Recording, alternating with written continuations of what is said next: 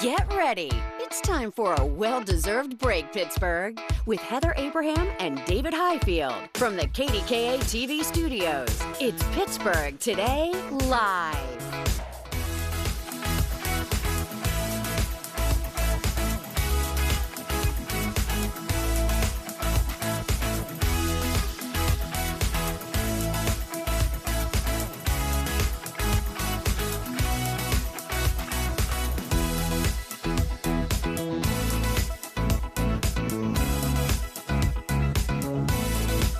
Hey everybody, it is Thursday, and Daisy is joining us while Heather is off camping. Thank you for being here while today. She is off, hopefully not so rough camping, No. but hopefully it's a little bit more. I don't think it's totally rough camping, but we're going to find out when she gets back. Yes. All right, we're going to start today with what so many people are talking about, and it reminded me, like yesterday we talked about these old school Pizza Huts coming back. I'm so excited about that. But And yes. so this is something else. It's a store that was a favorite place for a lot of people, the Disney store. So they used to have them in Ross Park Mall, Yep. South Hills Village, Beaver Valley Mall, Century 3, Monroeville. Then they all closed. Well, a pop-up Disney store is opening at Ross Park Mall this Saturday, and John Shumway from the KDKA TV Morning News got the first look at the store. We showed you the video this morning. It's a pop-up store, so it's only temporary. They only say it'll be there through the holidays. But out of the entire country, Disney chose Pittsburgh as their first So cool. pop-up in the U.S. I mean, they know how popular Disney is here. And listen to what they told John Shumway. This is actually someone from the mall talking about John Shumway about whether this store will really be temporary or whether it could become permanent. Listen. Disney is a brand that everybody recognizes and wants to be a part of, right? So I think our goal, and hopefully their goal, is to test the market, test the brand, test the store, see how everything goes, fine-tune it, and then who knows, potentially they may open up stores long-term. Yeah, so let's see. And look, they had a Pittsburgh item here That in is particular. so adorable. That is awesome. And so they're going to open up another Disney pop-up in New Jersey, but we are first, and they are selling some things that normally you can only get in Disney parks. And you know what? We have asked people before, what stores do you miss Oh, yeah. in this area? And, you know, people say Hills and Kaufman's and that kind of stuff, but people also said Disney stores. Yeah, because I definitely remember they were all over the place. They were all over. Yeah. And I always felt like when you walked in, like there was something with the lighting and whatever they yeah. did, it was like a little mini trip to Disney World. A grand entrance, you know. I felt like Cinderella whenever I walked in there. Yeah, they did a it's nice very job. nostalgic. I love that. All right, so we wanted to find out what a few of the hot items are going to be that they will be celebrating when the doors open up on Saturday. So Go Retail Group, which is helping Disney with this, gave us this information. This is what makes up today's list, and we're going to run through some of what they think will be the most popular items. And we begin with the exclusive Disney Loungefly backpacks. What do you think of these, Daisy? I mean, I actually think I remember seeing probably more my brother's age, but a lot of kids wearing these things. And they're only, you know, you can only get them in stores or at the Disney park. So that also includes Lilo and Stitch backpack series, which so many people on social media are dying to get their hands on. Yeah, super popular. Yeah. All right, so is this. The Mickey Minnie ear headbands. Classic. They will have exclusive versions of those as well. And then take a look at this. The Star Wars Legacy lightsabers. Oh, yeah. Yes, these are really hard to find. Even at the Disney parks, they're really hard to find. So expect these to go fast. But we're told they will be at the store at Ross Park. Yeah, my husband will be excited about that. And the fourth one is a set of collector items. And so these are some of the most sought out or sought after for Disney fans. They have a rare set of Disney's mystery pins. And so they'll have ones you can only get them at limited time stores or at a Disney park. So cool for all of those pin collectors. Collector items, yeah. So anyway, the store opens up Saturday morning. It was neat to get a peek inside today. Yeah, I can just imagine all of the people flooding there. But, I mean, if you think about a place in our area that's kind of almost like Disney World, I would say Sarah's Candy. Okay, I see where you're going. Yeah. And soon, this is the exciting part, you'll be able to get a peek of the magic that goes on in there. So on June 1st, Sarah's is opening a new factory at its headquarters in Canonsburg, and you'll be able to shop for your favorite Sarah's candies and other candy-related gifts. But then, starting in July, you'll be able to take tours of the production area. And the tours last about maybe 45 minutes, and they'll have 3 different sessions each weekday, 15 people on each tour. But tours only cost $10 for adults. And $8 for kids. So yeah, I know, not bad at all. Yeah, and I've been there, in the past featuring it for PTL, given kind of an exclusive. But now people can go for themselves, and we hope to be able. We're kind of working with them to have a live shot coming up soon. So you're going to show us a little glimpse of what people might see. Because we don't want to give it all away. But no. our segments are only like 3 minutes. They've got 45, so they're really going to be able to get. I want to know whether they're going to hand out samples. On the tour, because you need to know. You need have to taste what they're doing, right? Of course. I mean, that's got to be part of the experience. You can't walk in there and not smell the chocolate and not get a little taste of it, So that's really Smell the chocolate. You got me right there. All right, let's talk about the big event from last night and the prediction that you heard right here yesterday morning. We were talking about the Survivor 50 finale. It was 3 hours live last night, and we want to warn you right now. Yes. If you've recorded this, or if you don't know who the winner is yet, cover your eyes and ears because for like the next minute and a half, because we're going to talk about this. Okay, are you guys covered up to it? Okay. All right, so if you watch, let's show you the pivotal moment where they name the winner. Take a look. The winner of Survivor 50.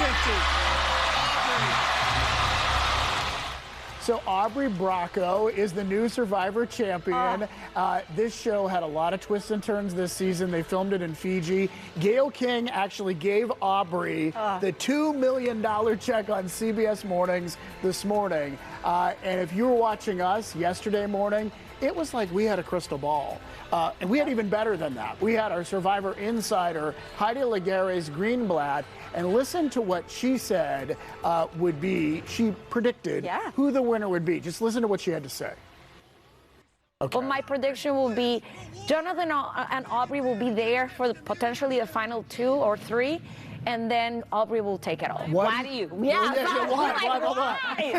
Tell us why. So the way they displayed her in the show, she was a little bit of an underdog. Yeah. I mean, they showed her with no alliances or anything, and all of a sudden they're showing her very much running the show. So I think, based on what I'm seeing, I think she will take the win. And you know what? She nailed it. She did. I mean, she has so much insight from being on the show. She was the runner-up on season 44, I think. And she's so wonderful. And she was saying yesterday, like, the way they were showcasing, like, editing her, like, they were showing enough of her that you made you think that she was a contender. Right. But, like, she just sort of had this feeling about it all. And we love an underdog, Yes, it's so true. So I'm just so excited. And it's really fun that she even predicted the right winner. Right, exactly. Would you ever go on Survivor? No. I have no interest. I know we had that thing on Wednesday yesterday, and I was so thankful. I'm like, wow, people have like a little bit of faith that I could. Nope. I definitely agree that Ron would have. Ron is our winner. Yes, I agree with that. Absolutely true. All right, we need to talk about yesterday morning because you were in Indiana, PA, doing something kind of special, and we want to get the scoop now that you're here with us, the behind-the-scenes scoop. You were talking with actor KJ Apa. He's this. People remember him from Riverdale, of course. People were so jealous in the newsroom that you got to meet him. Like, Ron and Heather, like, we all stopped talking to listen to every word that you were saying with this guy. What was it like? So by the way, we should say why you were interviewing him. Right. He's playing Jimmy Stewart in this upcoming biopic. And so he was in Indiana, PA, the hometown of Jimmy Stewart, and you were there too at the Jimmy Stewart Museum. What was it like to interview KJ Apa? Well, what's really cool is I've been with KDK for about 10 years. I started off on the CW side. Yeah. So Riverdale came out, around that time. For years, 4 years, I was doing social media, and even whenever I hosted the CW Buzz, talking about Riverdale, thinking about KJ Apa, or you know what I mean, and to be able to actually meet him in person, he is the kindest, most humble. I already talked to my husband about this, so it's okay. But okay, this Ron's is already laughing. Wait, Ron's this already is the laughing. good part. We got to it. Just saying. It's KJ Apa. I was standing there, and I told him afterwards, I was like, I'm sorry, I'm like sweating. I was so nervous. I had to tell him afterwards because I am shocked that I didn't stand there and just listen to every word he had to say. I mean, that accent. Okay, so I'm sorry. I had to derail and talk about that. But he has the New Zealand accent, which you don't hear. Correct. Like, on TV or in the movies. Correct. But we started talking and we were, Oh, and then like Ron Googled it, and he's from New Zealand. Yes. But he does do a great job with the Jimmy Stewart, like that very distinctive pause and almost stutter that Jimmy Stewart had. He had, the Jimmy Stewart accent. I'm really bad at that, but just as an actor, I was asking him, like, what was your? I wish I would have asked that on camera, but just what his process was to. I mean, he nailed it. He nailed Jimmy Stewart, and I am so excited. I truly meant it when I said I had chills when I saw the trailer, because I really feel like it was Jimmy Stewart on screen, and and well, the movie comes out in November, and I know Indiana, PA is very, very proud of Jimmy Stewart, and it's a great moment for that town too. Yeah, so I wanted to give a shout out to them because everybody was so nice. We stopped by this 9th Street Deli. There was a woman, Shelley. I know the 9th Street Deli. Do you know a woman named Shelley? Because she said she knew I think your grandparents, and she's like, that David Highfield. So she wanted me to say hi. Hi, Shelley. But then, do you recognize this place, David? Yeah, well, that was where Nancy's was, and then there was like a boot shop there too, right? Yeah, but it's okay. I really hope that the people of Indiana did not steer us wrong. But Jeff and I felt like we had to, because you talk about it so much, that we had to stop by Larry's Shoes, which is where your dad worked for a bajillion years. Right. My dad had a shoe store. Yeah. Larry's Shoes. That actually wasn't the exact building that it was. Is Jeff Roop still here? But it was like right around the bend. And there was a shoe store there. I think it was a shoe fix-it shop. It is, right at that corner. I even went in and I said something about the shoe store, and the guy was just like, Well, they did have a shoe repair shop right there. And I think next to it was another store called Nancy's. My dad always had his stores. He changed locations a couple times. Okay. Always on Philadelphia Street. Yes. Yeah. Okay. So, we thought. We were so certain. We wanted to surprise me, though. David. That's so nice. That's Jeff, so sweet. Jeff and I are okay. Next time we're there. I should have just lied and said, "Oh, that was the spot." Yeah. No, but that's good to know. It's good to know. But we were thinking about you, David, because I know that place is so important to you.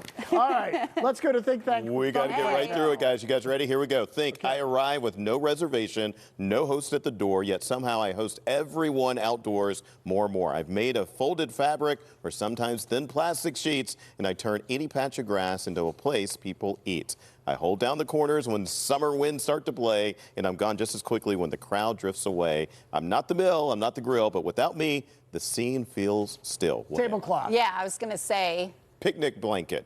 You're correct. Yeah. Oh, yep. Okay. All right. Yeah. Here we go. Think. At a traditional American barbecue, which condiment was originally marketed in the early 1800s as a medicinal health sauce before becoming a staple grilling topping? Mustard. Going mustard? What do you got? Barbecue sauce? Oh, ketchup. Come on. Yeah. I should have gone with ketchup. All right. And here we go with the thunk, the rapid fire. Yes. Burgers or dogs? Hot Dogs. Burgers. Oh, either one. All right. Potato salad or macaroni salad? Macaroni Potato. salad. Wow, really, like David? Opposite. Grilled corn or baked beans? Grilled corn. Baked beans. Oh, my goodness.